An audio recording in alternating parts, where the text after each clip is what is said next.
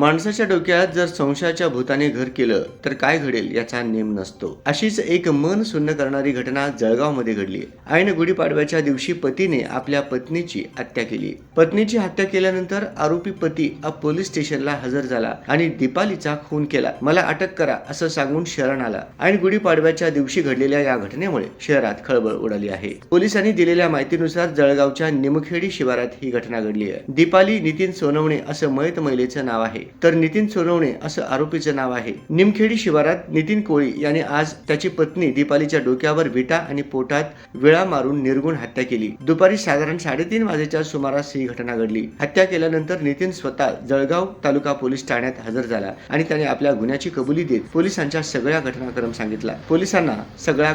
सांगितला. नितीन विजय सोनवणे हा आरोपी मयत दीपाली सोनवणे हिचा पती असून 2 मुलं व 1 मुलगी आणि अंध आईसोबत निमखेडी गावात राहत होता. हातमजुरी करून उदरनिर्वाह करणाऱ्या नितीन सोनवणे यांचे पत्नीशी काही दिवसांपासून कौटुंबिक वाद सुरू होते. नितीनला दीपालीच्या चारित्र्यावर संशय होता, त्यामुळे मागील 4 वर्षांपासून दोघांमध्ये खटके उडत होते. काल दुपारी पुन्हा वाद उफाळून आला. दोघांमध्ये कडाक्याचे भांडण झालं. दोघांमध्ये झटापट झाली. संतापाच्या भरात नितीनने लोखंडी विळाने पत्नी दीपालीच्या मानेवर आणि पोटावर वार करून तिची हत्या केली. पत्नीचा खून केल्यानंतर आरोपी नितीन सोनवणे हा स्वतःहून जळगाव तालुका पोलीस ठाण्यात हजर झाला. पोलिसांनी तात्काळ घटनास्थळी धाव घेतली. त्यावेळी दीपाली ही घरात रक्ताच्या थारोळ्यात पडलेली होती. संशयित आरोपी नितीन यांनी पोलिसांना सांगितलं की मागील 4 वर्षापासून त्याची पत्नी दीपाली सोबत वाद सुरू होते. ते दोघं एकमेकांपासून बऱ्याच वेळा विभक्त राहिलेले आहेत. पत्नी दीपाली ही बऱ्याचदा घरून निघून जायची. दोघांमध्ये नेहमीच वाद व्हायचे आणि या वादातूनच नितीनने दीपालीचा खून केल्याची माहिती पोलिसांनी दिली आहे. एकीकडे गुढीपाडवा अर्थात मराठी नवीन वर्षाचे स्वागत होत असताना दुसरीकडे मात्र जळगाव या घटनेमुळे हादरून गेले. नितीन आणि दीपालीच्या पश्चात 2 मुलं आणि 1 मुलगी आहे, तर नितीनची आई वयोवृद्ध असून एका डोळ्याने अधू असल्याची माहिती देखील पोलिसांनी दिली आहे. या घटनेनंतर नितीन आणि दीपालीची 3 मुलं आता अनाथ झाली असून या संपूर्ण घटनेत त्यांचा दोष काय असा प्रश्न